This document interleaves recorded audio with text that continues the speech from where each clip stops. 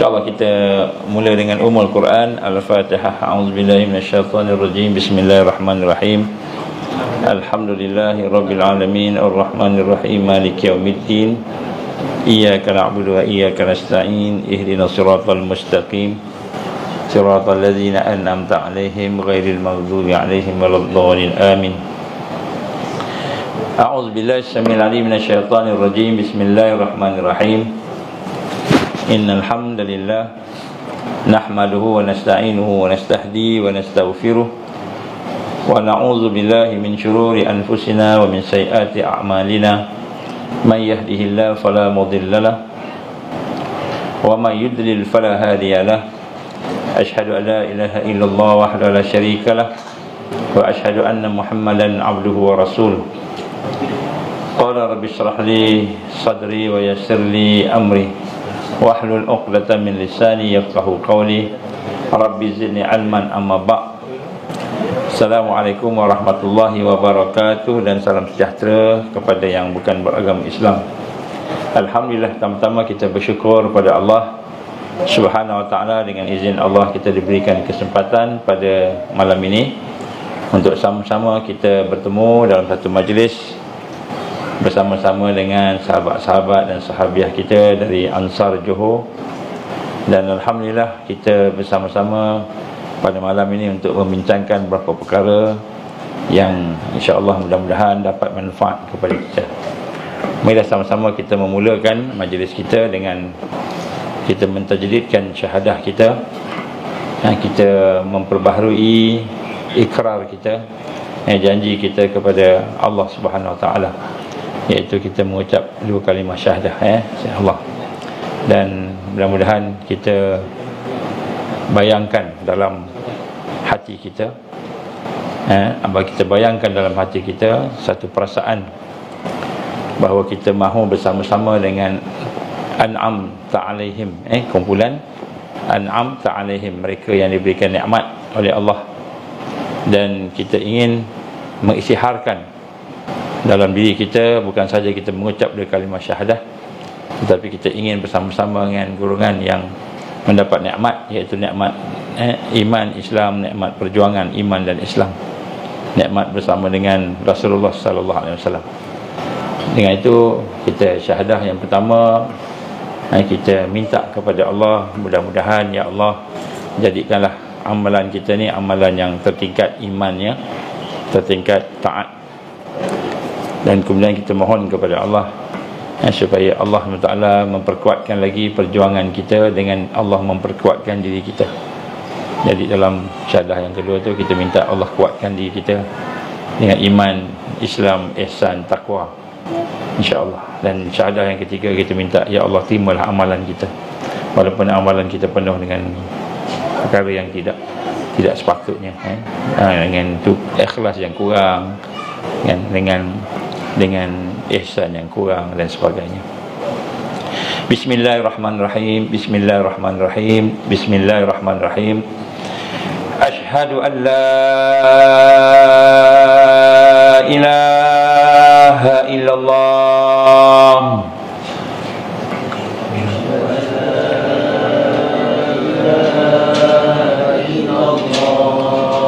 wa asyhadu anna Muhammadar Rasulullah.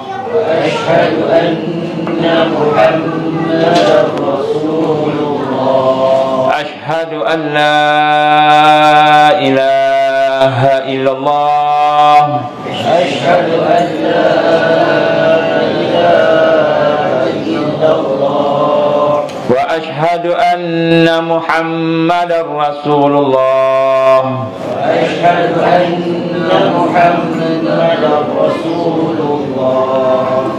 Asyhadu an la ilaha illallah. Asyhadu an la ilaha illallah. Wa asyhadu anna Muhammadar Rasulullah.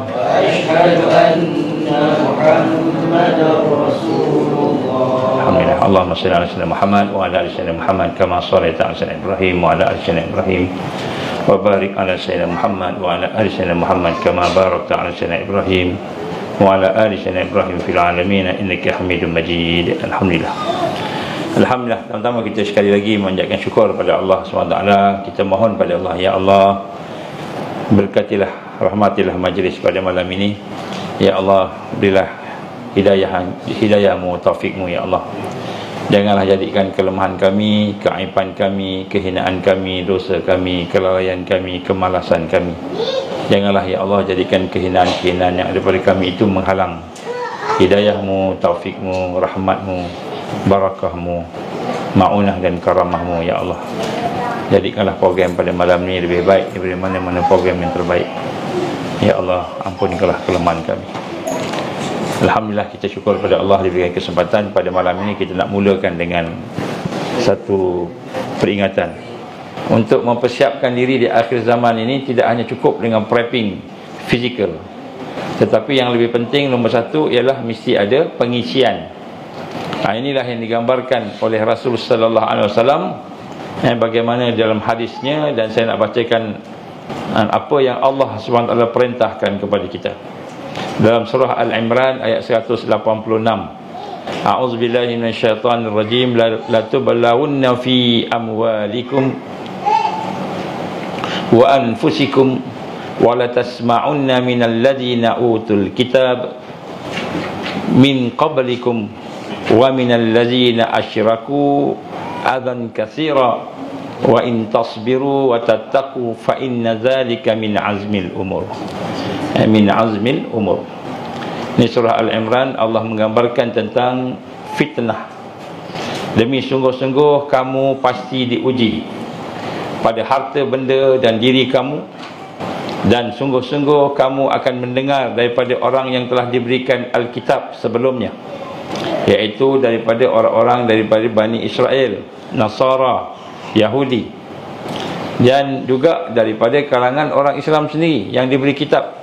Ada di kalangan mereka yang mengikut Yahudi dan Nasara, di mana mereka akan menyatakan, dan juga orang-orang yang musyrik atau orang yang mensyirikkan Allah, banyak tuduhan-tuduhan dan cacian yang menyakitkan hati. Jadi antara fitnah di akhir zaman akan ada banyak tuduhan, cacian yang menyakitkan hati. Dalam pada itu, jika kamu bersabar, jika kamu bersabar dan bertakwa, maka sungguh-sungguh yang demikian adalah dari perkara yang dikehendaki, walaupun ia merupakan satu yang amat berat untuk dilakukan. Jadi rupa-rupanya semua fitnah, semua kesusahan di akhir zaman adalah merupakan satu ujian yang Allah timpakan kepada orang beriman untuk membuktikan keimanan dia. Dia boleh sabar tak? Dia boleh redha tak dengan apa yang Allah beri? Dia boleh bertakwa tak dengan fitnah yang menimpa kepadanya, yang boleh juga dengan sebab kedatangan ataupun dengan sebab tuduhan-tuduhan, cacian-cacian, fitnah orang-orang yang jahat tadi daripada ahli kitab dan juga orang yang musyrikin. Sebab itulah Allah SWT menggambarkan kepada kita bahawa hanya sedikit saja orang yang akan berjaya. Kenapa sedikit orang yang akan berjaya? Kerana orang itu tidak mempersiapkan imannya, tidak ada pengisian iman dan pengisian amal. Allah berfirman dalam surah Al-An'am ayat 158. Catat ayat ni. Al-An'am ayat 158. Yauma ya'ti ba'du ayat rabbik la yanfa'u nafsan imanuha lam takun amanat min qablu aw kasabat fi imaniha khaira. Sadaqallahul azim. Surah Al-An'am ayat 158. Kedatangan kepada kamu daripada tanda-tanda, tanda-tanda kebesaran Allah, daripada tanda-tanda hari kiamat, iaitu pada hari itu datangnya sebahagian daripada tanda-tanda Allah itu, dan tidak menjadi faedah, tidak menjadi manfaat. La yanfa'u nafsan imanuha, tidak menjadi manfaat iman mereka. Tidak menjadi manfaat seseorang itu iman mereka, yang seseorang itu tidak beriman sebelumnya. Maknanya sebelumnya dia tidak beriman, sebelumnya dia tak meningkatkan, mempersiapkan diri dia sebelum kedatangan tanda-tanda itu. Tanda apa? Tanda itu yang dimaksudkan ulama menggambarkan Al-Masih Dajjal. antaranya. Dan di mana digambarkan apabila dia tidak beriman sebelumnya, tidak meningkatkan iman, mengadakan pengisian iman sebelumnya, dan dia tidak berusaha untuk memperbaiki amalan tadi. Dihurai oleh Rasulullah sallallahu alaihi wasallam dan daripada Abu Hurairah radhiyallahu an, qala Rasulullah sallallahu alaihi wasallam, salasun idza kharajna la yanfa'u nafsan imanuha. Salasun idza kharajna la yanfa'u nafsan imanuha lam takun amanat min qabl aw kasabat fi imaniha khaira.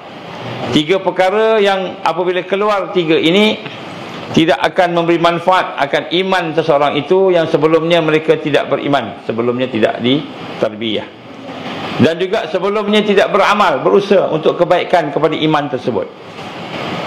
Maka perkara tersebut, yang 3 perkara itu ialah tulu'u syamsi min maghribiha, keluarnya, terbitnya matahari dari sebelah barat, wa khuruju dajjal, dan keluarnya dajjal, wa dabatul ard, dan keluarnya binatang yang melata, iaitu dabatul ard. Jadi alhamdulillah tuan-tuan dan puan, disebut sini kita nak kena ada pengisian. Apa pengisian kita? Nombor 1, tajdid syahadah. Mesti sentiasa kita memperbaharui syahadah kita, iman kita. Macam mana nak memperbaharui syahadah dan iman kita? Kita melihat nombor 1, kita menjaga rukun-rukun syahadah. Rukun syahadah ni apa? Ada 4. Rukun syahadah ada 4. Yang pertama sekali, kita mentauhidkan zat Allah, dan kemudian kita mentauhidkan sifat dan nama Allah. Yang ketiga, kita mentauhidkan perbuatan Allah. Yang keempat, kita membenarkan risalah Rasulullah sallallahu alaihi wasallam, Al-Quran dan hadis Nabi. Itu rukun. Jadi bila kita memperbaiki mentauhidkan Allah tadi dalam zat kita, zat Allah tadi, sifat Allah, nama Allah dan perbuatan, maka maknanya kita meningkatkan iman kita. Jadi dengan arti kata lain, tiap hari mesti kita semakin dekat dengan Allah, makin kenal Allah, makin makrifat kepada Allah. Jadi kita tidak sama dengan golongan-golongan tariqah yang hanya mementingkan amalan. Hanya mementingkan amalan. Amalan penting tak? Penting amalan, tetapi amalan yang paling besar sekali ialah kita kenal Allah. Semakin kenal Allah, semakin bersyukur, semakin bersabar, semakin tawaduk kepada Allah. Ini nombor 1 lah. Ini kita kata tajdid syahadah. Dan kemudian kita mempertingkatkan lagi komitmen kita pada Islam, pada ajaran Rasulullah sallallahu alaihi wasallam. Inilah digambarkan sebagai mentajdid syahadah kita. 4 perkara ni adalah rukun. Kalau tak pakai ni boleh dengar tak? Boleh dengar tak pakai ni? Suara kuat tak? No? Boleh dengar tak? Boleh dengar Baik, jadi pengisian yang pertama sekali ialah syahadah. Mesti wajib kita mentauhidkan syahadah. Bagi mereka yang tak faham syahadah ni, kena belajar. Kena belajar sifat Allah, kena belajar perbuatan Allah, kena belajar zat Allah, nak kenal Allah macam mana, kita kena belajar. Daripada situlah kita baru boleh nak mengenal Allah dan meningkatkan iman kita. Jadi mengenal Allah ni bukan hanya sekadar kita yang mengucap dua kalimah syahadah, tapi kita faham macam mana nak memproses syahadah kita. Ini dah disebut sebagai kita perlukan kepada mentalkinkan syahadah kita, menyebut semula. Kita nak kena tajdidkan syahadah kita, insya-Allah. Jadi insya-Allah sebahagian daripada kita telah pun melaluinya, sebahagian daripada kita belum lagi, ramai yang belum lagi kan. Tak apa, insya-Allah. Perlahan-lahan nanti kita belajar. Yang kedua, kita perlu membuat pengisian untuk amalan. Amalan-amalan kita sehari-hari perlu kita pertingkatkan. Dalam banyak amalan ini, mana-mana amalan antara dia ada dua amalan. Yang pertama amalan zahir dan amalan batin. Amalan zahir penting, tapi amalan batin dalam lebih penting daripada amalan zahir. Dua-duanya penting. Contoh solat. Solat tu penting. Wajib solat ni, fardu. Allah dah fardukan pada kita. Tetapi antara solat yang zahir dengan solat yang batin, dua-dua penting, dua-dua kena buat. Yang lebih penting ialah yang batin. Yang batin apanya? Yang ada ikhlas, yang ada mengenal Allah, mengagungkan Allah. Itu solat yang batin. Dia ada rukun-rukun dia. Cuba tengok Ihya Ulumuddin ada tulis. Ada banyak ulama urai. Dari sudut khusyuknya. Jadi solat ni penting, kena buat, tak boleh tinggalkan. Tapi mesti kita melihat yang zahir dan yang batin. Yang mana lebih penting? Yang batin. Itu sebab amalan hati. Yang dua-dua kena buat, tapi amalan yang lebih penting ialah amalan batin. Jadi sebab tu kita perlu ada dua-dua. Boleh, insya-Allah. Alhamdulillah. Baik, insya-Allah. Kita kuatkan sikit. Jadi kita perlu memperkuatkan, memperkemaskan amalan-amalan syariat. Syariat ni apa yang Allah perintah. Yang wajib kena buat semua kena buat yang wajib. Jangan tinggal. Kalau ada tinggal, maknanya kita akan gagal nanti. Yang wajib buat semua. Buat semua macam mana? Buat semua semampu yang boleh. Antaranya amar ma'ruf nahi mungkar. Wajib tu, bukan sunat. Wajib, terutama bagi orang yang ada ilmu, kena buat. Contohnya para ulama kita, alim. Jangan puas hati dengan kita dah ada PhD dalam bidang usuluddin syariah, ada PhD dalam bidang agama, tapi kita tidak memimpin umat. Baru-baru ni ada satu pertemuan di antara wakil-wakil ulama seluruh dunia yang dijalankan di negara kita dalam keadaan yang tertutup dan ramai tak tahu. Saya pun tak tahu, tapi alhamdulillah ada sahabat-sahabat dalam tu yang memberitahu. Jadi kita pun tak ada jemput lah, walaupun kita ada nama kita ada kat situ, tapi dia tak panggil. Tak tahulah sebab apa. Jadi sebut kat sini dalam perbincangan-perbincangan di luar daripada convention itu, ditanya soalan tentang peranan ulama. Ulama ni apa peranan? Apa tugas ustaz ni sebenarnya? Apa tugas orang alim sebenarnya? Apa tugas orang yang digelar ulama? Apa tugas qadi, mufti, menteri agama? Apa tugas orang yang bergelar ulama? Tugas mereka bukan hanya bagi ceramah. Jadi kalau ustaz tu dia rasa bila dia berceramah cukup dah dia ceramah. Dia ceramah dah cukup dah. Aku dah ceramah pagi, petang, siang, malam, dapat duit lagi. Dapat duit lagi. Sampul, ada sampul surat dapat duit. Kadang-kadang tak ada sampul pun, bagi gitu je. Kadang-kadang bank in aja. Jadi kalau kita rasa kita jadi ustaz, ustazah, cukup dengan ceramah, maka kita belum berperanan sebagai orang alim. Belum berperanan sebagai seorang ulama. Ulama dia warasatul anbiya. Rasulullah bukan bagi ceramah. Rasulullah bukan hanya bagi ceramah, bukan hanya sekadar dia bercakap pada orang. Tapi Rasulullah setelah dia dakwah, berceramah, dia menyampaikan, maka dia kumpulkan sahabat-sahabatnya, dibentuk sahabat-sahabatnya, ditarbiyah, ditingkatkan, diislahkan sahabat-sahabatnya, sehingga daripada seorang hamba abdi Bilal ibn Rabah radhiyallahu an menjadi seorang yang boleh memegang khazanah negara, kita kata menteri keuangan. Daripada seorang hamba, daripada seorang samsing, seorang yang gedebeh, kata orang Kelantan, gedebeh gedebeh seorang yang kita kata macam-macam lah benda yang tak ni, menjadi seorang yang kata Nabi, kalau ada Nabi lah selepas aku, maka dia lah orang itu, Umar bin Khattab radhiyallahu an. Semua ditarbiyah. Tak cukup ceramah. Kalau ceramah tak dapat Jadi ustaz-ustaz kita hari ni ceramah aja, kan?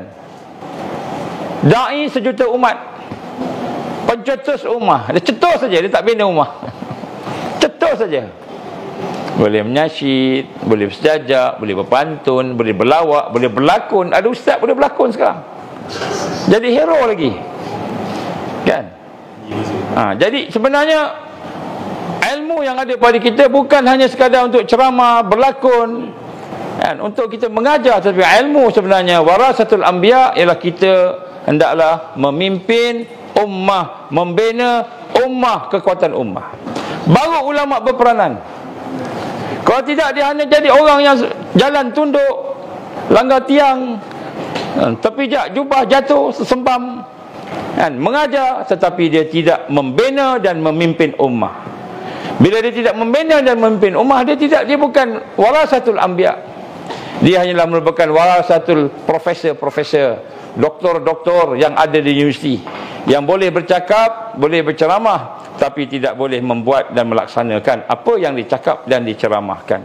Seronok, sejuta datang dalam ceramah dia. Kalau ceramah di stadium, penuh stadium. Kalau ceramah dalam YouTube, ramai orang tengok, seronok. Tapi hanya sekadar ceramah-ceramah kosong, tanpa ada pembinaan, tanpa ada kebangkitan, memimpin ummah sehingga ummah yang lemah menjadi ummah yang boleh berjalan, memapah, berjalan dan kemudian berlari dan akhirnya bangkit untuk menegakkan Islam. Ya, sebab itulah dalam perjumpaan pada perjumpaan-perjumpaan yang baru-baru ini, bila dia bincang apa peranan ulama, adakah ulama sekadar buat conference, sekadar buat convention, bual-bual, keluar TV, keluar YouTube, kemudian keluar dalam FB online, FB live, cukup dah macam itu. Orang kenal kita, terkenal kita, follower sampai juta, ratus ribu, kan? Kalau macam itu, Siti Nurhaliza lagi menang, penyanyi lagi menang. Kenapa? Dia lebih ramai yang follow dia. Jadi sebenarnya peranan ulama, peranan orang alim yang menjadi warasatul anbiya, yang menjadi pewaris kepada Nabi, ialah dia memimpin umat, membina umat sehingga umat menjadi kuat, menjadi aman, boleh membawa umat kepada kekuatan dan kejayaan. Dia boleh ceramah, dia boleh ceramah, balik rumah tengok TV, habis dah kerja dia cukup, duduk depan TV. Dan bila ditanya kenapa tak buat lebih daripada itu, itulah yang ana mampu, dia kata. Allah berfirman, katanya, la yukallifullahu nafsan illa wus'aha. Aku ni tidak diberatkan. Allah kata apa? Tidak diberatkan seseorang itu melainkan apa yang dimampu. Saya mampu ceramah je lah. Tak mampu lebih daripada itu, takban, dia kata, penat, letih. Lebih daripada itu letih. Maka dia puas hati dengan dia boleh berceramah. Tetapi apa yang ada pada ummah, masalah umat, kekosongan jiwa umat, kekosongan akhlak umat, kekosongan ukhuwah ummah tadi tidak dirawat, tidak dibina, tidak diperbaiki. Maka jadilah dia seorang yang hanya menghidupkan sistem-sistem jahiliyah yang ada. Jahiliyah tak ada penceramah, dia berceramah. Jahiliyah tak ada khatib, dia baca khutbah. Secukup sekadar itu. Lebih daripada itu, dia kata, la yukallifullahu nafsan illa wus'aha. Cukuplah itu apa kata Allah, dan sekadar yang mampu. Tuan-tuan puan-puan Allah nak sebut kat sini, kemampuan yang Allah gambarkan itu bukanlah kemampuan dengan apa yang kita ukur, tapi kemampuan yang dimaksudkan di situ ialah kemampuan untuk kita meningkatkan diri kita, maksimalkan diri kita. Cuba bayangkan, saya tanya dengan seorang anak, kenapa tak semayang? Saya tak tahu semayang, sebab tu saya tak semayang. Saya tak mampu semayang sebab saya tak tahu semayang. Kenalah belajar, barulah kita tahu kita ni kena boleh buat semayang tadi. Begitulah. Kalau ulama kata cukuplah saya boleh cakap setakat ni je, parah ni je, fatwa saya setakat ni je, sini yang saya mampu, tangan saya diikat, kaki saya diikat, maka sekiranya kita membiarkan kaki kita, tangan kita diikat, mata kita ditutup, telinga kita dipekakkan daripada kebenaran, maka itulah mereka yang mengkhianati Allah Subhanahu Wa Taala. Amanah yang Allah bagi kepada dia, ilmu, hanya sekadar yang dirasakan dia nak mengikut nafsu dia. Maka sebenarnya apa yang perlu dibuat ialah dia mesti memaksimalkan kemampuan dia, sehingga barulah digambarkan Allah akan menghukum dia ataupun menilai dia sekadar kemampuan dia. La yukallifullahu nafsan illa wus'aha. Bukanlah dia kata aku berpada dengan sekadar tangan aku terikat, kaki aku terikat, aku punya tengkuk dah kena ikat, tak boleh buat apa dah, ikut ajalah apa orang suruh cakap, kita cakap. Apa orang suruh buat, kita buat, tanpa kita mencuba membongkar, meleraikan, membuang ikatan-ikatan yang ada pada tangan kita, pada kaki kita. Samalah macam anak kita yang kita minta suruh semayang, dia kata saya tak pandai semayang, saya tak wajib semayang, tak perlu semayang kerana saya tak pandai. Dan kita pun cakap dengan dia, kamu belajarlah, kena belajar. Ini yang hakikat berlaku. Saya nak cuba tuan-tuan tengok, selain daripada Palestin, selain daripada yang berlaku kepada sebahagian jamaah, contoh Ikhwanul Muslimin yang berada di Mesir, Hamas ataupun perjuangan di Palestin, begitu juga sebahagian daripada negara-negara yang bergolak. Selain daripada itu, pernah tak kita dengar ulama-ulama yang bangkit membina dan memimpin umat sehingga syahid pada jalan Allah dalam masa 70 tahun yang kebelakang? Kita akan dapati hampir tak ada, kerana majoriti ulama berpada dengan ayat la yukallifullahu nafsan illa wus'aha. Oleh sebab itulah kita wajib sama-sama bangkit untuk kita melihat semula umat. Sebab itu pengisian yang penting bukan hanya sekadar ceramah dan mendengar ceramah, tapi pengisian ialah kita melaksanakan amal. Apa yang kita tahu wajib kita lakukan dan wajib kita tingkatkan, barulah kita menjadi seorang yang boleh membawa kekuatan kepada umat. Kalau tidak, kita hanya makan gaji, dapat jusah, dapat allowance, dapat pencen dan sebagainya, tetapi kita tidak melaksanakan amanah yang diberikan oleh Allah kepada kita. Akan berlaku satu hari nanti kita akan berdepan dengan Allah seorang-seorang. Masa itu semua ilmu yang kita belajar akan ditanya oleh Allah. Semua ilmu yang kita belajar akan Allah tanya.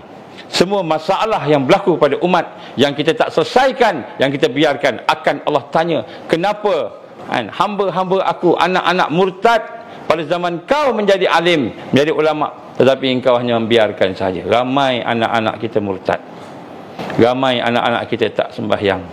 Jadi sebab itu tuan-tuan puan-puan, marilah sama-sama kita membina kekuatan diri kita, kerana apa yang berlaku di hadapan kita, bahawa kita sedang diserang, kita sedang berperang, cuma kita tak faham akan perkara tersebut.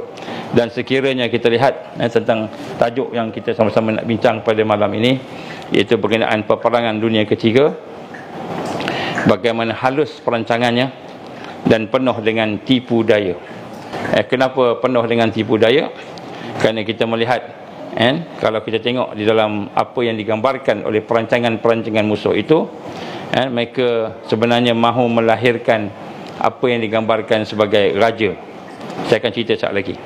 Ya, sebab tu tuan-tuan mata Allah Ta'ala, raja itulah yang digambarkan sebagai Al-Masih Dajjal. Dan Dajjal itu adalah berasal dari perkataan Dajjala. Dajjala ini maksudnya menutup, dia menipu, di kaki tipu. Kenapa disebut Dajjal? Kerana dia adalah pembohong yang menutupi kebenaran. Dia tutup kebenaran dengan kepalsuan. Dia menutup sesuatu yang ada di muka bumi ini dengan sesuatu yang besar, yang hebat, tetapi rupa-rupanya kekufuran. Manusia tak nampak yang kufur tu, dia tak nampak. Tersebar, menutup di seluruh dunia ini.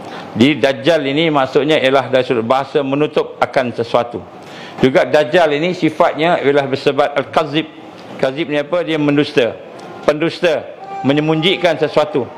Dan inilah yang digambarkan sebagai satu yang juga datang daripada satu acuan sirah yang disebut sebagai fa'ala. Fa'ala ini juga dia disebut melampau, mubalaghah yang menyebutkan dia melampau. Dia buat sesuatu yang melampau-lampau. Dia buat satu yang melampau-lampau. Siapa ejen Dajjal? Kalau orang MLM ada ejen dia. Kalau company ada ejen. Siapa ejen Dajjal?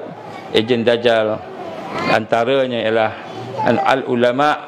ulama dunia atau ulama usul. Sebab itulah saya mulakan tadi dengan saya menyentuh sikit tentang perbincangan di kalangan ulama, sehingga Syekh Qaradari sebut antara pimpinan ulama, pertubuhan ulama sedunia, kata apa? Aku menyesal dengan segala masa-masa aku, detik-detik aku, seperti saat-saat aku tidak membantu umat, memimpin umat. Aku menyesal. Dia sebut dalam perbincangan tersebut. Maka digambarkan Rasulullah sallallahu alaihi wasallam satu hadis yang diriwayatkan oleh Imam Ahmad. Apa kata Rasul sallallahu alaihi wasallam? Tidak ada fitnah yang paling besar yang terjadi di antara rentang waktu penciptaan Adam sehinggalah hari kiamat, melainkan fitnah besarnya fitnah Al-Masih Dajjal. Dan daripada fitnah Al-Masih Dajjal itu, maka antaranya ialah digambarkan yang akan mengikut adalah ulama-ulama usul. Maka di sinilah saya nak sampaikan kepada tuan-tuan sebagai mukadimah kepada penyampaian kita pada hari ini, iaitu kita ingin sama-sama melihat pesanan Rasul sallallahu alaihi wasallam. Rasul kata apa? Macam mana nak selamat? Macam mana nak selamat? Rasulullah berwasiat kepada kita. Yang pertama, hendaklah kamu bertakwa kepada Allah, dan kemudian hendaklah kamu dengar dan taat kepada seorang pemimpin yang bertakwa, walaupun yang memimpin kamu itu adalah daripada bangsa hamba, orang yang tidak ada apa-apa kedudukannya. Kerana apa? Kerana akan sampai pada satu saat, pada hari-hari itu akan melihat banyak perselisihan. Maka hendaklah kamu berpegang dengan sunnahku dan sunnah para khalifah ar-rasyidin al-mahdiyin, dan gigitlah sunnah itu sehingga dengan geraham-geraham kaki kamu, dengan geraham gigi kamu. Dan di sinilah kita lihat bagaimana Rasul SAW telah menyatakan kepada kita bagaimana kita ni kena faham bahawa kita akan berhadapan dengan perselisihan yang banyak. Ya, sebab itulah saya nak gambarkan kat sini bahawa peperangan dunia ketiga yang sedang berlaku, dia bukan datang macam gitu. Dia bukan datang secara ad hoc, tapi dia datang secara ada perancangan, perancangan yang hebat. Dan perancangan hebat itu pula ada di belakangnya itu Al-Masih Dajjal.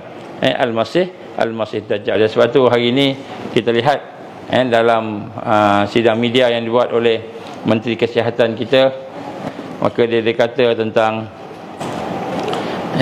apa? Dia kata antaranya lah disebut tentang IHR.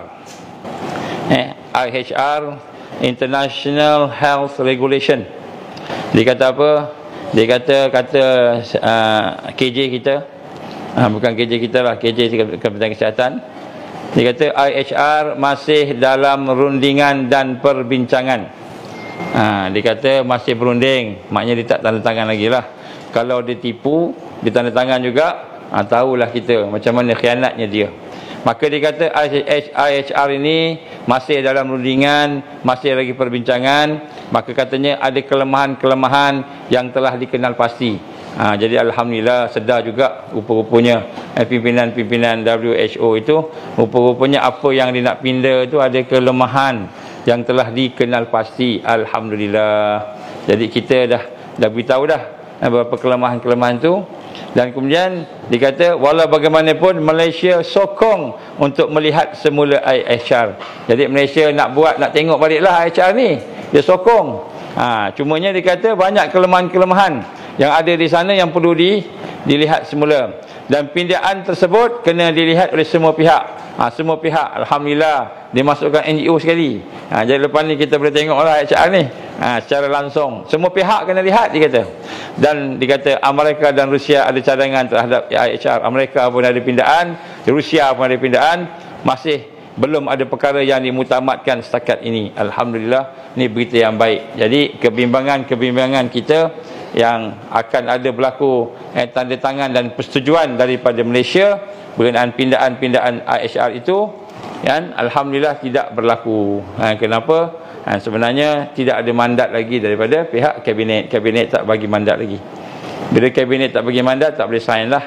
Dan setelah dilihat dan telah kita bagikan pandangan-pandangan kita dari NGO, sebab ahli parlimen tak ada bagi pandangan pun.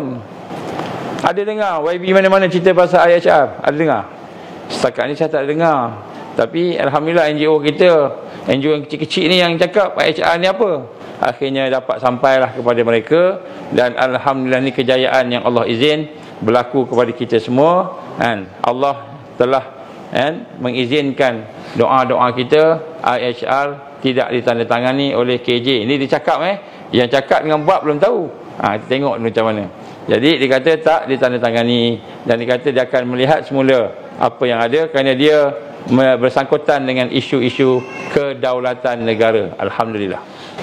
Jadi kita mendengar ucapan-ucapan dia, kita rasa satu kejayaan kepada negara kita. Lebih daripada dapat pingat emas lagi lah. Di Sukan C, Sukan C dapat pingat emas, kita gembira. Tapi yang gembira tu seorang tu yang dapat tu, lain tumpang gembira. Yang ni memang gembira, semua orang gembira. Kenapa? Dia telah melaksanakan suatu perkara yang bertanggungjawab. Cumanya di dalam ucapan dia ada sebut satu perkataan. Perkataan ni saya nak ulas sikit.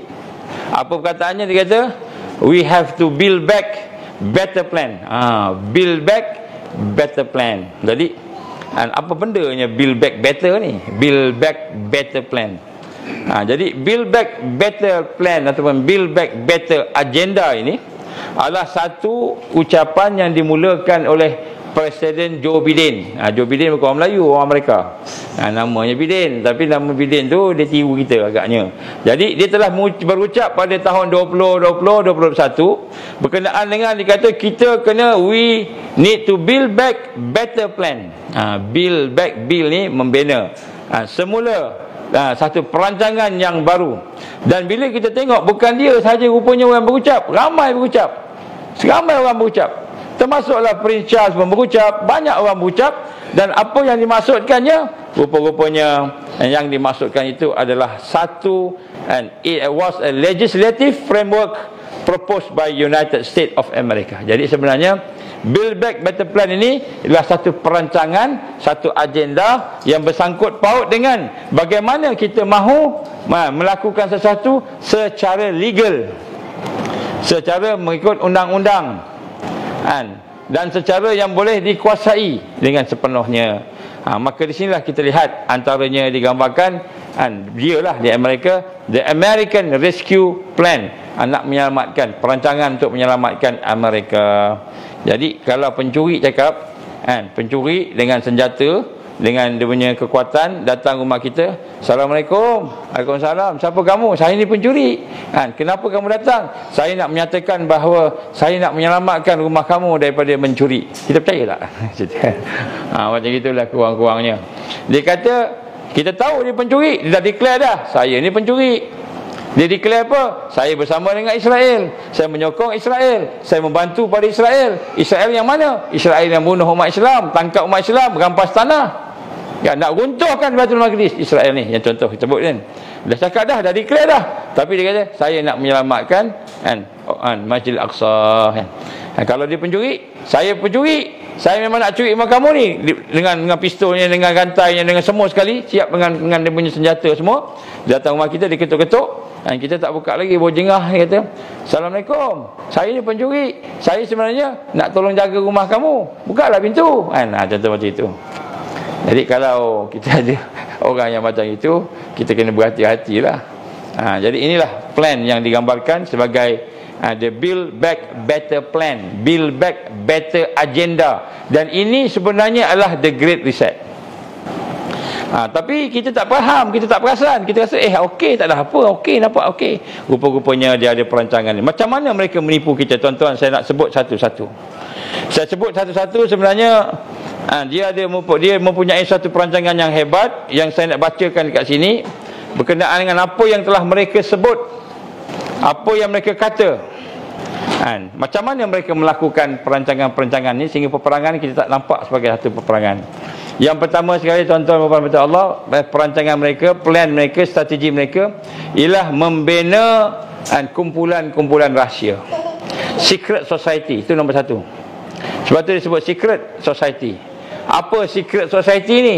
Contohnya the Illuminati, the House of Rothschild, Freemasonry, kemudian bentuk the German Union, the French Revolution, Pi Beta Kappa, Skull and Bones, dan banyak lagi lah. Committee 300, Trilateral Commission, Bilderberg dan sebagainya, banyak lagi. Jadi semua ini nampak kat luarnya satu, yang ada yang nampak, ada yang tak nampak. Ada yang nampak, nampak yang baik-baik, ada yang tak nampak, langsung tak nampak. Jadi nak sebut kat sini, nombor satu, mereka telah menggunakan kumpulan-kumpulan secret society. Sebab itulah ramai tak perasan yang kita ni sedang berhadapan dengan apa yang digambarkan sebagai serangan-serangan. Kita tak perasan, kita ingat okey. Jadi kita tak ada secret-secret ni. Jadi dia ada secret. Jadi sebab itulah apabila kita menceritakan tentang peperangan dunia ketiga ni, kita kena faham bahawa dia dirancang secara rahsia. Dirancang secara rahsia. Contoh, kalaulah seorang tu pencuri, dia nak curi rumah kita, datang rumah kita siangnya elok, raya, kami datang nak raya, makan apa sebagainya, minum semua, tiba-tiba dia tengok rumah kita kat mana alamnya, kat mana tingkapnya, kat mana sebagainya, kemudian niat dia nak datang malam untuk nak curi rumah kita. Adakah dia akan isytiharkan, sebenarnya saya datang kat rumah tuan ni, saya nak curi rumah tuan malam nanti? Ada tak? Tak ada, dia takkan cakapnya kan. Itulah perancangan secret. Jadi begitu juga bila nak menghancurkan umat kita, maka dia juga akan melakukan ini secara tersembunyi. Itu nombor satu. Nombor dua yang menyebabkan kita tak perasan tipu daya dia, ialah apabila dia merancang untuk bermula dengan menguasai keuangan dan ekonomi, menguasai finance, kan? Dan di sinilah mereka telah bermula dengan untuk nak menguasai disebut monetary control, kan? Monetary control. Kenapa? Kerana sistem keuangan itulah yang akan menguasai, kan, satu-satu negara tu, kan? Contoh yang disebut oleh Napoleon. Napoleon kata apa? Apabila satu kerajaan itu telah meminjam bank, bergantung kepada bank, maka mereka tidak lagi menjadi pemimpin kepada kerajaan tersebut. Ini Napoleon sebut. Bila seseorang telah meminjam kepada bank, kerajaan itu meminjam, maka dia bukan lagi pemimpin kepada kerajaan tersebut. Maka kerana tangannya telah duduk di bawah kepada tangan mereka yang memberikan bantuan keuangan tadi, maka tanpa patriotism, dah tak ada dah patriotism dia, tanpa desensi, dah tak ada malu dah. Ini Napoleon sebut. Apa kata Napoleon? Kalau seseorang itu dah pinjam, dia meminjam, maka pada ketika itu dia dah bukan lagi memimpin apa yang dipinjam tadi. Jadi kalau negara kita ni duduk di bawah pinjaman, maka kita tidak akan dapat memimpin negara dengan betul, kerana di situ ada tangan-tangan lain yang lebih tinggi daripada kita dari sudut cengkaman-cengkaman tadi. Maka sebab itulah kata Karl Marx pula. Ni Karl Marx cakap apa? The Communist Manifesto, dia kata apa dalam Communist Manifesto? Dia kata money plays the largest part in determining the course of history. Jadi dia kata duit itu adalah merupakan satu yang paling besar dalam menentukan hala tuju sejarah yang ada di dunia ini. Jadi sebab itu mereka rancang control monetary system. Setelah mereka mengadakan kelompok-kelompok secret society tadi, maka mereka pun mengumpul membuat satu sistem untuk menguasai ekonomi dan finance, kan? Dan inilah antara apa yang digambarkan oleh Rothschild juga. Rothschild juga telah menyatakan bagaimana apabila kita telah kontrol duit mereka, kita yang cetak duit, kita yang bagi pinjam kat dia, kita yang kontrol duit mereka, maka sebenarnya you basically control everything else, kan? Jadi Rothschild kata apa? When you control the money, you are basically control everything else. Jadi kita ingat tak apa, kita pun mainlah forex, mainlah saham, kita pergilah bitcoin, kita ingat tak ada orang kontrol, rupanya ada orang yang kontrol. Maka Rothschild sebut, kalau kamu kontrol duit, maka monetary system, maka kamu telah kontrol segala-galanya. Sebab itulah dia kata political, kan, orang yang politik merancang, maka mereka tidak akan dapat ke mana-mana. Mereka akan dipegang, diikat, digenggam dengan financial structure of the world. Inilah semuanya perancangan. Sebab itu kita tengok ekonomi ini dipegang dulu. Dia pastikan ekonomi pegang dulu. Sebab itulah kita lihat bagaimana yang digambarkan oleh sejarah. Kita tengok sejarah bagaimana negara-negara yang ada di dunia ini, bagaimana mereka telah memulakan dengan ekonomi. Ada panjanglah cerita kat sini, tapi kita tak ada masa saya sebut keuangan. Dan sekarang ni kita juga sedang diambang untuk dikuasai keuangan, bukan negara lagi, dunia, dengan menguasai secara 100%. Jadi lepas ni kita tak ada dah duit ringgit, duit US, tak ada dah. Dia semua digital. Digital ni dia akan kontrol 100%. Jadi bila dia kontrol keuangan, dia kontrol kehidupan. Ini dari sudut asbab dunia tadi. Kemudian selepas itu, yang ketiga, apa plan dia? Yang ketiga ialah dia kata setelah kita kontrol ekonomi dia, kontrol keuangan dia, macam mana dia berniaga, macam dia trading, macam dia finance dan sebagainya, maka lepas itu dia akan menggabungkan, bringing the world together, menggabungkan dunia melalui mencipta masalah dan mencipta solusi. Dia buat masalah, dia buat solusi. Nabi kata apa? 90%, 9/10 daripada rezeki itu ada pada perniagaan, betul? Lebih kurang itu lah. Jadi bayangkan 9/10 rezeki tu ada pada perniagaan. Yang 9 tu dia dah kontrol. Satu aja belum lagi. Apa satu lagi ni? Yang satu ni ialah kita nak guna emas ke, nak guna barter trade ke, tukar sama suka ke, guna dinar ke, guna dirham ke, guna apa tu, itu satu. 9 dia dah kontrol, sekarang dia nak kontrol 10/10. Semua sekali. Bila dia kontrol semua sekali, maka punca rezeki tadi seolah-olahnya dia dah tutup daripada orang lain. Ini yang digambarkan oleh Karl Marx tadi, digambarkan oleh Rothschild dalam ucapan-ucapan dia. Jadi bila dia dah kontrol duit itu dan sebagainya, maka planning yang ketiga ialah dia akan menggabungkan dunia kerana nak menyelesaikan masalah. Dia akan mencipta problem dan kemudian lepas tu dia akan paksa orang ikut problem tersebut dengan penyelesaian yang dibuat. Dia buat masalah, dia buat penyelesaian. Penyelesaian tu of course lah untuk kebaikan dia sendiri kan. Maka antaranya mereka telah menyebabkan berlakunya peperangan dunia yang pertama. Tengok peperangan dunia pertama, tengok sikit. Ini nak sebut peperangan dunia pertama, kedua dan ketiga ni dia berlaku secara tipu daya. Kan? Maka World War yang pertama bermula 1914 sehingga 1915. Maka pada masa itu bila berlaku peperangan, maka kerajaan-kerajaan rasa apa? Kita nak perang macam mana? Kita tak ada senjata, tak ada kekuatan tentera sebagainya. Maka kita kena beli senjata, kita kena beli kekuatan peralatan-peralatan. Maka Amerika pun meminjamkan duit pada France, meminjamkan duit pada Great Britain, 500 juta. Pada masa itu 500 juta besarlah dulu Dan kemudian melalui bank-bank yang ada. Dan selepas itu total loan jadi 750 juta daripada 500, kemudian meningkat sehinggalah menjadi 3 bilion, 6 bilion, dan akhirnya mereka terperangkap dengan hutang. Jadi negara-negara yang berperang semuanya yang besar-besar tu terperangkap dengan hutang. Jadi sebenarnya dia perang ni nak create hutang. Perang ni nak create hutang. Ini antara perkara yang dibuatlah.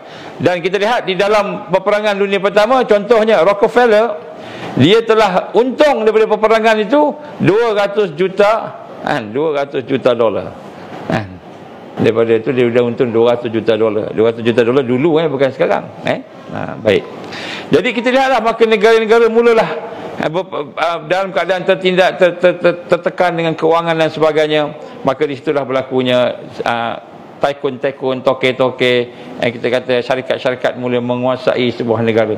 Ini peperangan dunia pertama, peperangan dunia kedua, dan sekarang peperangan dunia ketiga kita melihat. Dan sebab itulah bila mereka dah mula menguasai dengan peperangan dan sebagainya, maka lepas itulah kita lihat, maka perancangan mereka yang keempat merupakan peperangan serangan mereka yang keempat ini digambarkan sebagaimana digambarkan oleh Israel Cohen, salah seorang daripada orang yang kita kata think tank dia jugalah kan. Apa dia kata, we must realize that our party most powerful weapon is racial tension. Jadi senjata mereka yang paling kuat sekali ialah perbezaan peperangan di antara racial, antara apa, bangsa, etnik, bangsa. Jadi dia kata apa? Oleh itu dia kata untuk kita kontrol negara-negara ni sebagainya, maka peperangan untuk peperangan serangan tadi ialah dengan dia memecah belahkan kaum yang ada. Ini contoh di Amerika antara orang white dengan negro. Kalau di sana. Jadi maka mereka membuatlah perancangan-perancangan, akhirnya berlakulah gerakan-gerakan yang memecah belahkan antara kaum dan bangsa. Sebab itu tuan-tuan dan puan, mungkin setelah digital currency berada di dalam negara kita ini, asal mula secara 100%, maka selepas itu akan mungkin berlaku pergaduhan antara kaum. Jadi pergaduhan antara kaum, pergaduhan antara puak adalah antara senjata-senjata utama di dalam peperangan dunia. Jadi peperangan dunia ketiga ni dia akan mengakibatkan begitu. Sebab itu tuan-tuan, kita expect tak lama lagi kemungkinan besar akan berlaku apa yang digambarkan sebagai peperangan sesama kita. Inilah perkara yang perlu kita faham. Jadi bila digital dah kontrol besok, ekonomi kita dah dimula kontrol, maka lepas tu akan berlaku perselisihan faham, bukan saja antara kaum tetapi juga antara antara sesama kita pun, insya-Allah. Jadi kemudian selepas daripada itu, apakah yang akan berlaku? Selepas daripada itu, saya cuba singkatkan di sini, saya tak nak panjang-panjang sangat, iaitu berlaku pula apa yang mereka gambarkan, program demi program, protokol demi protokol. Contohnya perkara-perkara yang mereka nak buat untuk melicinkan perancangan tadi, maka mereka pun telah menjalankan atau melaksanakan protokol Zionis, protokol Zionis. Tetapi bila kita study betul-betul daripada apakah kesudahan protokol-protokol perancangan jahat mereka di belakang tadi, tuan-tuan puan, jangan terkejut. Dalam protokol-protokol yang ada, bila kita gabungkan protokol-protokol Elders Zionis contohnya, yang mana digunakan untuk nak menjadi arahan, instruction kepada missionary dia, kita tengok apa dia tulis. Protokol number 3 state, when the hour strike for our sovereign Lord of all the world to be crowned, it is this hand which will sweep away everything that might be a hindrance thereto. Sebab apa? Dia kata apa? Akan sampai satu waktu, when the hour strike, bila sampai satu waktu itu, maka kedaulatan raja dia yang akan dimahkotakan, iaitu raja seluruh dunia, dan itulah yang akan membuang semua yang digambarkan sebagai penghalang-penghalang yang ada di hadapan mereka. Jadi dalam protokol-protokol itu menggambarkan perancangan mereka ni sebenarnya selepas daripada kesusahan demi kepayahan tadi, maka dia kata akan ada satu kepimpinan raja yang menguasai dunia. Sebagaimana protokol Zionis sebut pada yang nombor 15 disebut, when the king of Israel, Dajjal lah, and set upon his sacred head the crown offered to him by Europe, he will become the patriarch of the world. Jadi disebut sini, habis daripada ekonomi diserang, sebelum tu dah penyakit dan sebagainya diserang, lepas tu orang-orang dipecah-pecahkan, bergaduh sama kita, mazhab-mazhab bergaduh, Syiah Sunni bergaduh, sama-sama Sunni bergaduh, sama-sama Aswaja bergaduh, sama bangsa bergaduh. Maka selepas itu dia kata the next one adalah dia akan tabalkan, ada satu pertabalan yang berlaku sehingga akan keluarlah raja-raja mereka. Maka sebab itulah disebut kat sini, mereka telah merancang peperangannya, antaranya mereka telah merancang untuk menegakkan raja tadi. Mereka telah merancang peperangan dunia pertama, yang kemudian peperangan dunia kedua. Peperangan dunia kedua, apa yang mereka rancang, ini nak sebut sini. Contohnya ialah the rise of Hitler. Hitler. Jadi disebut kat sini berkenaan bagaimana Adolf Hitler itu, yang lahir pada 1889 sehingga 1945 itu, sebenarnya adalah merupakan orang Austria. Hitler ni orang Austria. Dia telah lari, dia pergi ke Jerman. Sebab apa? Dia tak mau masuk askar. Tetapi dia dah ditangkap dan dibawa balik ke Jerman semula pada tahun 1914, dan kemudian dia telah dimasukkan tentera nak supaya pergi ikut perang dunia pertama 1914. Kemudian di dalam report dia, dalam file dia, kita tengok tentang Hitler. Hitler kita ingat benci sangat dengan Yahudi, benci sangat dengan sehingga dia bunuh 6 juta orang lebih kurang. Jadi kita tengok apa berlaku kat Hitler ni. Nak sebut yang benda-benda yang tersirat yang kita tak nampak. Kita ingat Hitler ni baiklah apa sebagainya, tapi rupanya Hitler ni adalah merupakan salah seorang yang dirancang oleh secret society tadi, Illuminati. Pada tahun 1914 bila dia ditangkap untuk nak supaya berkhidmat dengan Austria menjadi tentera, maka telah keluar satu laporan. Apa dia? Hitler ni seorang unfit for military. Dia tidak kuat untuk menjadi tentera, tidak layak ataupun auxiliary service ataupun perkhidmatan awam tentera. Too weak, terlalu lemah, incapable of bearing arms, tak mampu nak angkat senjata. Jadi Hitler ni dalam laporannya nak angkat senapang pun tak mampu, tak kuat. Inilah orang yang dipilih oleh Illuminati untuk menjadi seorang yang kan mencapai goal ataupun objektif mereka. Dan dia telah disusun as a puppet of the Illuminati he was used to set the stage for the conflict, sehingga dia menjadi orang yang menjadi punca kepada Perang Dunia Kedua, dan sehingga akhirnya telah menyebabkan tertubuhnya United Nation. Telah tertubuhnya United Nation. Jadi Turki, Hitler telah menjadi puppet kepada mereka. And a major step, jadi United Nations ni adalah satu major step toward the one world government, and to shame the world into allowing the state of Israel to be established. Jadi United Nations inilah yang sebenarnya telah menyebabkan Israel ditubuhkan pada tahun 1948. Jadi kita lihat pada tahun 1947 United Nations telah mengeluarkan resolusi 181 untuk memberikan tanah kepada orang Yahudi di Palestin. Jadi daripada situlah tertubuhnya negara haram Israel. Dan di sini kita lihat apa yang salah seorang daripada member of parliament British, iaitu Edward George Bulwer Lytton telah menulis, seorang graduan dari Cambridge, dalam satu novelnya. Okey, ni dia sebut tentang Hitler. Sebut tentang Hitler, bagaimana dia cerita tentang Hitler ni.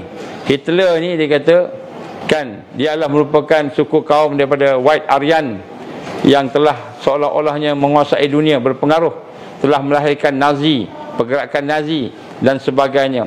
Dan dia antara orang yang telah membunuh 6 million Jews. Dia telah membunuh 6 juta orang-orang Yahudi dalam peristiwa yang disebut sebagai Holocaust. Jadi nampak macam mana dia ni telah menganiaya Yahudi, sehingga dengan sebab bila dia menganiaya Yahudi, maka United Nations bagi tanah pada Yahudi. Nak katakan macam itu.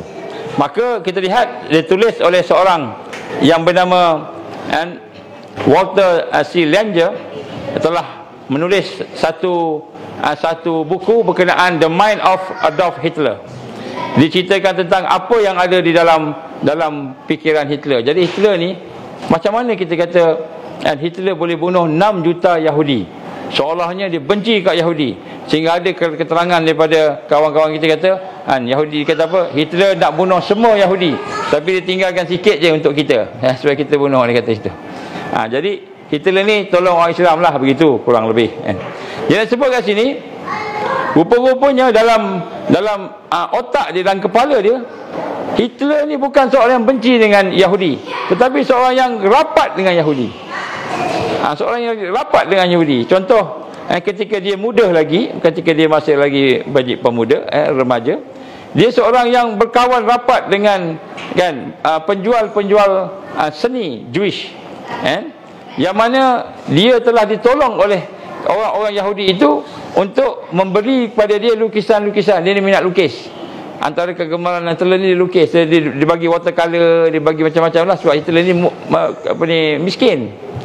Dan dia telah mendapat financial support daripada orang Yahudi, daripada kecil, daripada remaja lagi, daripada pemuda lagi. Yang pertama, dia nak lukis apa, orang tu boleh bagi percuma je. Kemudian a Jewish landlady, dia duduk kat rumah rumah sewa dia tu adalah dikepunyai oleh orang Yahudi perempuan, yang hanya mengenakan charge yang minima, yang macam tak kena lah duduk kat situ. Dan malahan Yahudi perempuan itu, ketika Hitler nak bawa kawan-kawan dia datang rumah, dia gunakan rumah perempuan tadi duduk kat bilik dia, sanggup bagi rumah dia untuk bagi Hitler buat parti dekat rumah dia, sebab bilik dia kecil, Jadi orang Yahudi tolong dia, dan dia merupakan seorang yang telah mendapat bantuan daripada Yahudi, dia punya tuan rumah tadi. Begitu juga dia telah mendapat bantuan daripada orang Yahudi yang merupakan penjual pakaian. Hitler ni nak beli pakaian pun tak mampu, sehingga dia mendapat pertolongan daripada seorang Yahudi, sehingga dia telah diberi oleh penjual pakaian tadi satu coat, black overcoat, dan menyebabkan dia sentiasa pakai. Selepas tu sentiasa pakai black overcoat tadi. Begitu juga ketika dia menjadi Lance Corporal ketika Perang Dunia Pertama. Dia jadi Lance Corporal pada Perang Dunia Pertama, the World War I. Hitler was awarded the Iron Cross. Jadi dia telah diberikan anugerah the Iron Cross, padahal dia tadi tu tak kuat pun, dia dimasuk tu pun yang tak kuat tadi.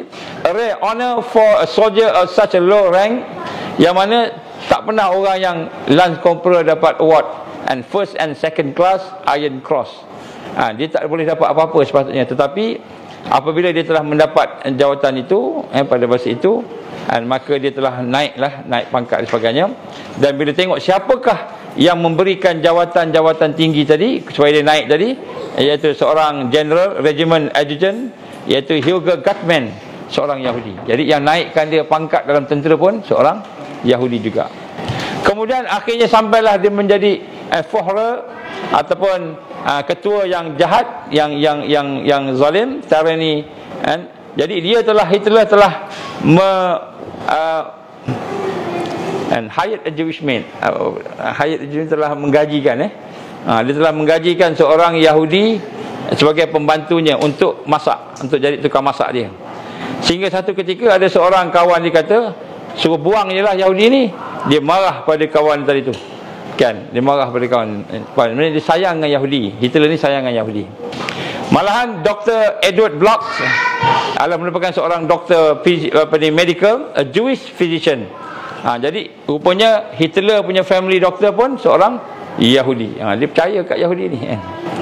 Dan Bloch telah pun merawat merawat Hitler, maknya yang ketika itu sakit, berhadapan dengan kanser. Jadi sehinggalah maknya meninggal dunia. Ketika masa tu dia jadi pemimpin, dia jadi leader lah. Dia kata saya berterima kasih kepada kamu, and I shall be grateful to you forever. Saya terima kasih kepada kamu untuk selama-lamanya, kata Hitler kepada Edward Bloch tadi, doktor tadi. Dan dia telah pun mengirim kepada doktor itu postcard yang mana dia sendiri lukis kat postcard tersebut, dan dekat situ disebut, from your ever grateful patient Adolf Hitler. Jadi Adolf Hitler ni sebenarnya dengan orang Yahudi ni sangat rapat. Jadi sehinggalah satu peringkat dalam kenyataan dia, seolah-olah dia sebut dia adalah seorang Yahudi, sehingga dia rasa dia sebenarnya Yahudi, kan? Dan inilah perkara yang dia pernah sebut. Jadi sebab itulah kita lihat bagaimana apabila Hitler memegang kuasa, dan apabila dia telah diberikan satu kekuatan yang luar biasa yang digambarkan dalam sejarah tadi, maka tiba-tiba dia membunuh 6 juta orang Yahudi dalam peristiwa Holocaust. Jadi kita melihat bagaimana apa yang berlaku kepada Hitler itu rupa-rupanya adalah merupakan perancangan-perancangan yang mereka buat kepada pimpinan-pimpinan yang mereka nak. Jadi sebab itulah tuan-tuan dan puan-puan, saya minta maaf sebut pada malam ni, sekiranya kita rasa bahawa pemimpin-pemimpin kita ni nampak baik, nampak okey, nampak elok, kita kena tengok bukannya daripada satu sudut je. Kita kena tengok banyak sudut. Ni nak pilihan raya ni tak lama lagi ni. Kita kena tengok dari sudut yang banyak, supaya kita tidak memilih mereka yang sama macam Hitler, nampak baik, nampak apa, tapi rupa-rupanya dia hanyalah merupakan tonggangan-tonggangan. Jadi ini antara kita nampak perancangan-perancangan atau antara tipu daya yang ada dalam peperangan dunia. Yang ketiga, yang mana dia datang dalam bentuk yang begitu halus, sehingga kita tak nampak. Tapi yang kita nampak apa berlaku, ini yang kita nampak. Antaranya akan berlaku economic catastrophe. Kita akan nampak berlaku masalah ekonomi. Masalah ekonomi. Jadi dia akan sebutlah ni A, B, C, D dan sebagainya. Tapi sebenarnya masalah ekonomi ini boleh diselesaikan dengan izin Allah, insya-Allah. Kemudian akan berlaku climate change. Akan berlaku perubahan cuaca yang menyebabkan berlakunya kebuluran. Akan berlaku bencana alam. Kemudian akan berlaku civil war. Akan berlaku nampak seperti peperangan yang akan menyebabkan berlakunya pelarian dan adanya pelarian-pelarian. Akan berlaku society collapse, keruntuhan masyarakat. Masyarakat akan mula salah menyalah antara satu sama lain. Akan berlaku manufacturing industrial production yang dibentikan. Maknanya pembuatan makanan, pembuatan barangan akan berhenti productionnya. Kita akan nampak tak lama lagi. Ini semua adalah merupakan antara serangan-serangan yang mereka lakukan secara tersusun, sehingga kita tak nampak bagaimana kita rupa-rupanya telah dibidak-bidakkan, bagaimana catur tadi. Kemudian akan berlaku pemaksaan kepada rakyat, kepada massa, dan pengasingan. Maknanya rakyat ni dipisah-pisahkan, digaduh-gaduhkan, kita sebut kat bahasa kita, ataupun dijadikan sebagai mereka ni berpecah dan berbahagi-bahagi. Sama ada yang pertama patuh kepada kerajaan dunia, ada satu bahagian yang akan patuh kepada kerajaan dunia, dan ada satu bahagian lagi yang beriman yang tidak akan bersama kerajaan dunia, ataupun mereka yang tidak bersama, yang bukan Islam pun. Maka kita akan terpecah, sama ada orang itu bersama dengan arus yang dibuat oleh dunia, ataupun orang yang tidak akan bersama dengan arus yang dibuat oleh mereka tadi. Jadi di sinilah akan berlaku, sehingga akan timbullah kan ketidakstabilan dalam kehidupan masyarakat, dan ketika itulah mereka akan menawarkan solusi-solusi untuk kita ikut, dan akhirnya dia akan menguasai seluruhnya, totalitarian. Ya, sebab itu tuan-tuan dan puan-puan Allah Ta'ala, saya nak menggambarkan kepada tuan-tuan bagaimana mereka merancang dengan penuh teliti, mereka merancang dengan penuh sistematik, sehingga seluruh apa yang ada di dalam kehidupan ini dirancang secara kita kata tersusun tadi, sehingga kita tidak boleh terlepas daripada apa yang mereka buat tadi.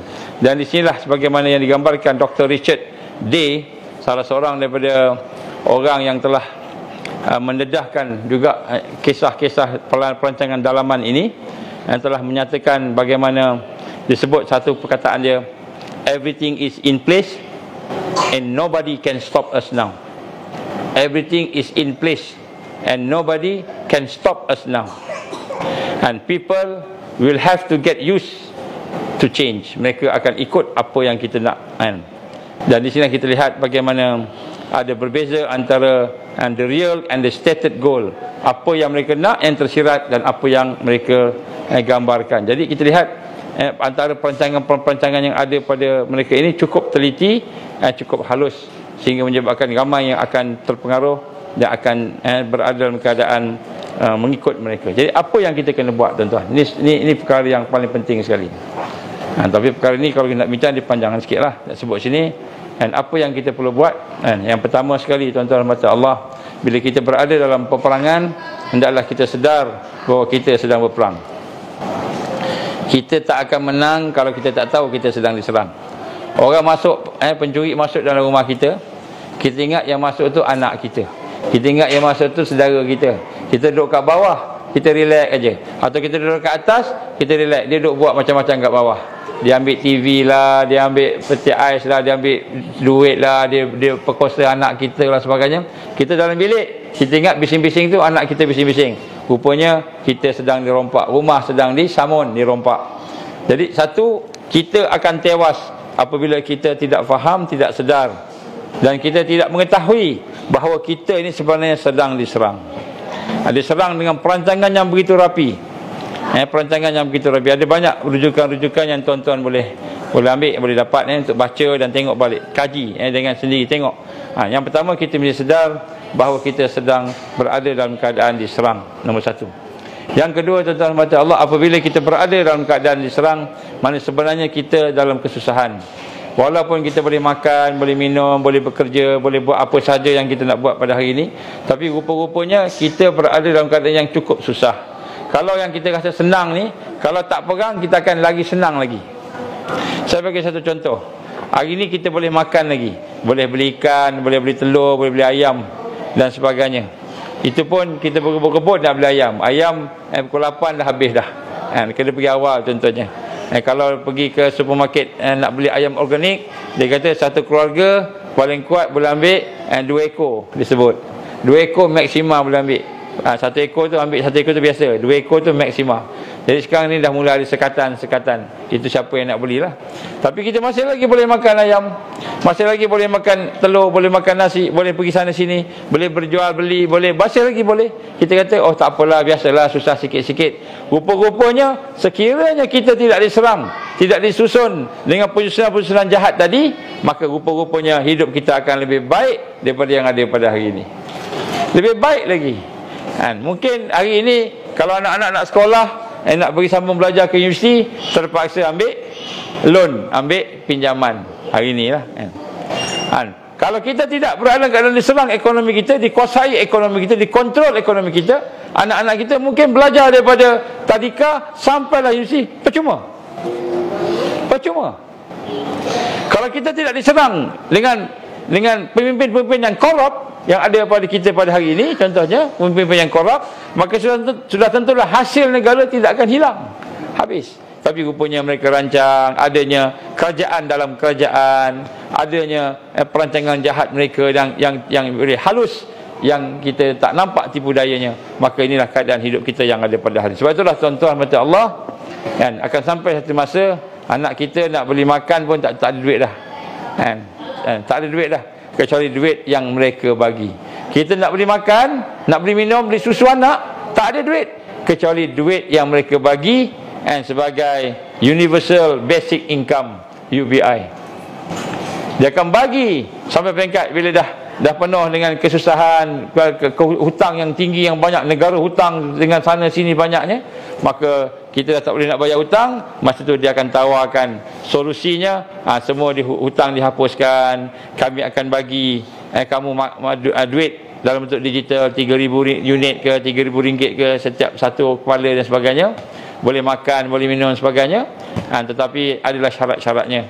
Contohnya rumah kamu kena cagarkan kepada Bank Dunia, tanah kamu letak di bawah Bank Dunia, kereta kamu letak bawah Bank Dunia, contohlah.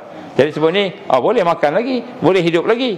Rupa-rupanya mereka sedang mencengkam kita tanpa kita sedar. Sebab tu sebab kat sini kita tak faham yang kita sedang susah, sebab kita tengah perang. Dan bila kita tahu kita sedang susah sebenarnya, maka barulah kita akan bertindak. Apa tindakan? Nombor satu, tuan-tuan mata Allah, wajib kita kembali kepada Allah. Kerana sebagaimana saya sebut tadi, bila kita kaji tengok betul-betul, sungguh-sungguh kita tak boleh menang dah dari sudut asbab fizikal. Memang kita tak boleh menang, sebab dia dah susun dah, Allah izin susun macam-macam dah. Tetapi wa makaru wa makarallah wallahu khairul makirin, mereka rancang, Allah pun rancang, dan perancangan Allah itu yang paling baik sekali. Sebab itu nombor satu, tindakan kita, marilah sama-sama kembali pada Allah. Kita mentauhidkan Allah, kita menjadi orang yang muwahhidin, orang yang mentauhidkan Allah. Itu nombor satu. Kenapa? Apabila kita mentauhidkan Allah, walaupun kita sedikit, walaupun kita lemah, walaupun kita tak mampu, tak kuat, tetapi Allah akan memberikan kekuatan pada kita. Allah akan memampukan kita. Allah akan memberikan kemenangan pada kita. Syarat nombor satu, muwahhidin, iaitu kita mentauhidkan Allah. Nombor satu. Maka kita bina kekuatan iman kita, kekuatan hati kita, kekuatan pemikiran kita, supaya sentiasa mengenal Allah. Yang ini perlu ada murabbi, perlu ada guru, perlu ada suasana tarbiyah, perlu ada. Jadi nombor satu. Yang kedua, tuan-tuan, apakah yang perlu kita buat? Hendaklah kita merancang supaya kita dapat berukhuwah, berkasih sayang sesama kita, membentuk kekuatan sesama kita, sehingga daripada kekuatan itu kita boleh menggabungkan tenaga-tenaga kita, membentuk satu suasana, satu keadaan yang kita tidak akan terikat dengan mereka. Inilah yang cuba kita buat sama-sama, insya-Allah. Macam yang saya telah umumkan sebelum ini, kita akan buat beberapa perkara, insya-Allah. Siapa yang berminat, bolehlah kita kumpulkan nama, kita kumpulkan kekuatan dan potensi masing-masing, dan kita cuba susun bagaimana cara kita untuk independen daripada perancangan jahat mereka. Mereka merancang kita untuk menghancurkan kita, untuk menyesatkan kita, untuk memecah belahkan kita. Mereka merancang untuk menguasai ekonomi kita, merancang untuk nak mencederakan kita, menzalimi kita, merancang untuk nak membunuh umat-umat tadi. Tetapi kita tak mau ikut perancangan mereka, tak nak duduk di bawah planning mereka. Kita kena buat perancangan kita sendiri. Apa perancangan kita sendiri? Sama-sama kita berkumpul. Kalau hari ini masalah ayam contohnya, ayam masalah apa, ada kartel ayam, ada macam-macam syubhah di dalam ayam tadi. Kita buat sendiri ayam kita. Saya dah dapat ramai dah berminat dalam mesej, kata kami nak buat ayam sama-sama. So kita pakat-pakat buat. Begitu juga dengan lembu, kambing, begitu dengan peternakan, begitu juga dengan perkara-perkara yang lain. Maka kita cuba berpakat-pakat dan bersama-sama atas dasar kasih sayang, atas dasar kerana kita ingin mendapat redha Allah, kita berpakat, kita buat sesuatu yang insya-Allah boleh tolong menolong. Inilah rahmat dan barakah. Bila kita mempunyai kekuatan itu, insya-Allah tuan-tuan dan puan, maka kita hidupkanlah takwa kita dalam ukhuwah tadi, hidupkanlah takwa kita dalam amalan kita. Maka kita carilah orang yang bertakwa untuk memimpin kita. Cari orang yang bertakwa. Jangan cari orang yang banyak duit, yang boleh beli kita dengan apa-apa, kan. Jangan cari orang yang pandai cakap, yang boleh cakap retoriknya, dengan boleh cakap macam-macam, mempengaruhi fikiran kita, jiwa kita. Cari orang yang bertakwa, yang boleh memimpin dan membawa kita. Bila kita bersama dengan orang bertakwa, hendaklah kita bersama-sama dengan dia untuk kita membina kekuatan kita. Dan di sinilah Rasul mengajak kita membina taifah. Taifah itu kelompok-kelompok yang boleh diberikan kemenangan oleh Allah. Maka solusinya di sini tuan-tuan dan puan Allah, daripada taifah tadilah kita merancang bersama-sama untuk menghidupkan sunnah-sunnah yang besar yang telah pun ditunjukkan oleh Rasulullah sallallahu alaihi wasallam. Inilah perkara yang perlu kita lakukan, insya-Allah. Dan saya ingat kita hanya ada dalam 6 bulan hingga 1 tahun kot, insya-Allah. Itu pun rasa macam dah lambat dah. 6 bulan hingga setahun untuk kita sama-sama cuba buat sama-sama apa yang patut kita buat secara pelan-pelan, secara jama'i. Dan pada masa yang sama kita tolong-menolong untuk berhadapan dengan bencana-bencana alam yang kita nampak makin lama makin kuat, termasuklah pandemik, serangan-serangan biological weapon. Semua dah ada solution lah. Semua dah ada solution, insya-Allah.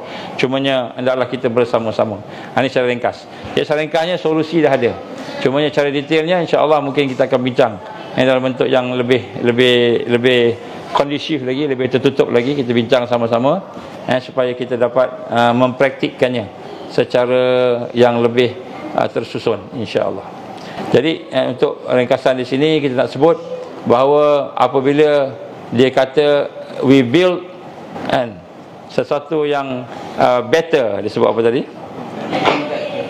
We build better. Build back better. Bila disebut build back better tu maknanya dia nak buat great reset.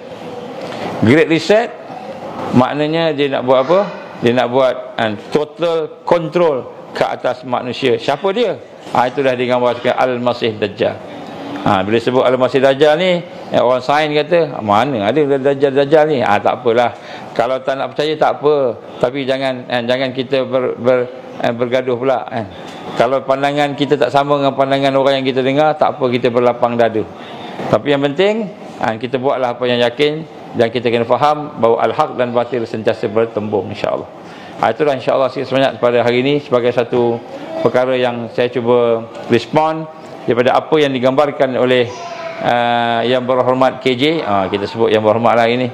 Sebab dia tak sign, kan. Kalau dia sign, kita sebut lain lah, kan. Jadi insya-Allah kita harapkan apa yang kita sama-sama dedahkan, ramai NGO dedahkan tentang perkara-perkara yang berlaku itu akan mendapat satu pengajaran kepada mereka yang mengambil mudah tentang apa yang berlaku. Kita terutamanya daripada kalangan pimpinan-pimpinan negara, pimpinan dari sudut politiknya, pimpinan dari sudut yang lainnya, supaya kita kembali semula kepada Allah Subhanahu Wa Taala. Mudah-mudahan Allah akan memberikan kekuatan pada kita. Build back better, build back better 666 kata Salina. Jadi insya-Allah mudah-mudahan kita sedarlah bahawa bila dia cakap baik, buruk. Buruk, dia cakap buruk itu baik, itu dia terbalik, dia Dajjal, cakap terbalik. Dia cakap ini baik, kami nak tolong, kami nak tolong. Sebenarnya kami nak hancurkan, kami nak hancurkan. Kalau kata hak tu sesat, hak tu tak sesat. Dia yang sesat. Dia terbalik. Sebab tu disebut Al-Masih Dajjal dan tenteranya. Dia tutup kebenaran. Tutup kebenaran. Sekali lagi saya mohon kepada para alim kita, para ulama kita, para ustaz-ustaz, kita ketandusan para ulama, para pimpinan yang betul-betul memimpin rakyat, memimpin ummah kepada kekuatan dan kebaikan. Marilah sama-sama kita bergabung tenaga, berlapang dada untuk kita sama-sama bersatu membina umat. Sesungguhnya berceramah, setakat berceramah itu kakak tua pun boleh buat, kan? Siapa-siapa pun boleh ceramah. Tetapi yang lebih penting bukan berceramah, bukan bagi tazkirah, bukan bercakap, tapi yang lebih penting ialah kita membentuk umat, memimpin umat kepada kekuatan, baiki umat, bina umat dengan Al-Quran dan Sunnah. Kita sama-sama turun ke padang dan menyelesaikan masalah umat. Apa masalah umat? Kita tolong, kita bantu. Bila kita tolong, kita bantu, mudah-mudahan barakahnya, rahmatnya bersama dengan kita, insya-Allah. Jadi itulah saya menyeru kepada seluruh pimpinan-pimpinan pertubuhan, NGO, politik dan juga para ulama kita, alim ulama kita. Dan sesungguhnya tuan-tuan yang mempunyai ilmu, yang mempunyai kekuatan intelektual, marilah sama-sama kita memimpin umat untuk membangkitkan umat kepada kekuatan semula, insya-Allah.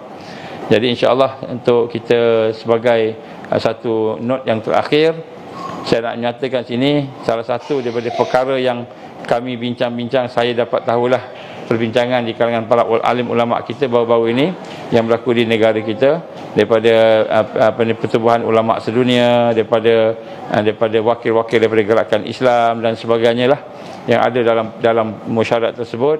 Mereka sebenarnya melihat bahawa harapan kebangkitan dunia adalah dari sebelah Nusantara. Mereka melihat, ini disebut sendiri oleh Abu Nawaf, iaitu merupakan wakil daripada Rabitah Ulama Palestin. Dia kata apa? Untuk membebaskan Masjidil Aqsa, untuk membebaskan Palestin, orang Palestin cuma boleh bertahan. Orang Palestin boleh bertahan untuk nak maintain apa yang ada setakat ini, itu pun banyak yang kenalah. Tetapi untuk membebaskan Masjidil Aqsa, membebaskan Palestin, maka dia kata kami yakin yang akan bantu ialah Nabi sebut dari sebelah timur, dan yang paling timur sekali ialah dari Malaysia, Indonesia, Filipina, Thailand dan sebagainya. Jadi dia kata sebenarnya kami sedang menunggu orang-orang dari timur. Ini disebut oleh Syekh Abu Nawaf. Dan inilah antara perkara yang juga diakui oleh ramai ulama-ulama yang mengkaji. Sebab itu tuan-tuan dan puan, insya-Allah berita baik ni apa? Berita baiknya orang timur dipilih Allah, sekiranya apa yang dihurai oleh para ulama tadi. Dan apa lagi baik lagi? Maka bila dia disebut orang timur akan bangkit, insya-Allah, maka Allah akan tolong mereka yang akan bangkit. Maka sebab itu kita kena betulkan niat kita, baiki diri kita, tingkatkan iman kita, mentauhidkan Allah dalam hidup kita. Kita belajar, kita mentarbiah diri kita, kita belajar dekat dengan Quran, dekat dengan dakwah, dan akhirnya insya-Allah pertolongan Allah akan bersama dengan kita.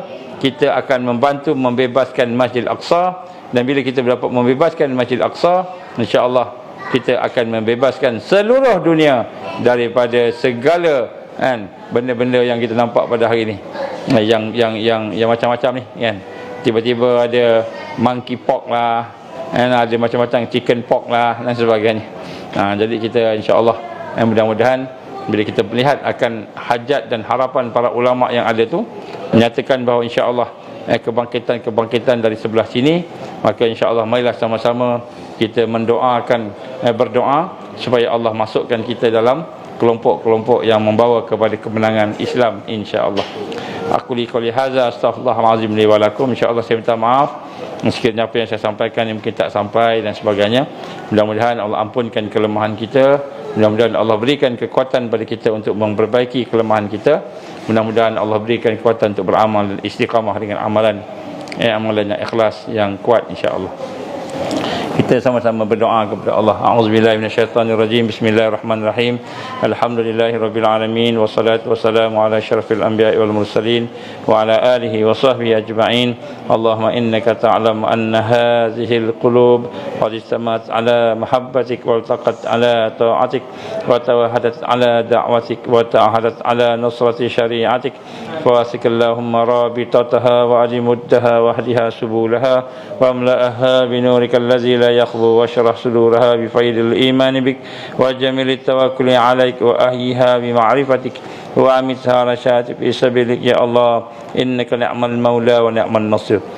اللهم يا مقلب القلوب ثبت قلوبنا على دينك وعلى طاعتك وعلى جهاد في سبيلك.